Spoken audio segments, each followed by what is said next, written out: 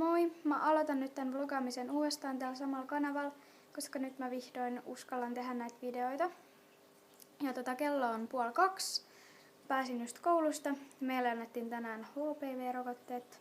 Ja se sattui, koska minä ja Ronja me jännitettiin meidän kädet. Minä ja Ronja oltiin ainoat tytöt,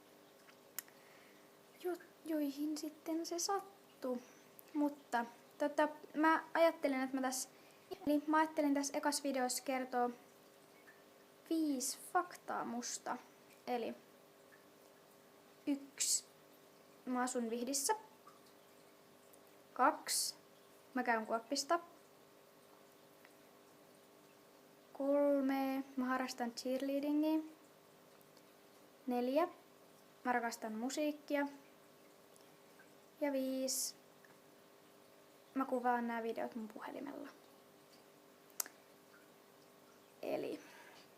Eli mä mietin, mulla oli nyt joku vissiin 37 tilaajaa niiltä videoiden ansiosta. Ja mä aina mietin, että aina kun mulle tulee 50 tilaajaa, mä teen jonkun spessun.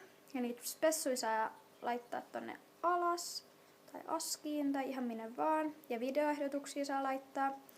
Tällä viikolla ehkä sen My School Day-videon. Varmaan huomenna tai sitten perjantaina. Ja ensi viikolla, tai mä oon koko viikon pois koulusta, mä lähden tonne Ranskaan. Alpeille laskettelee. Mä yritän kuvaa sieltä jotain videoa, mutta en varmaan siellä kentällä vähän. Ja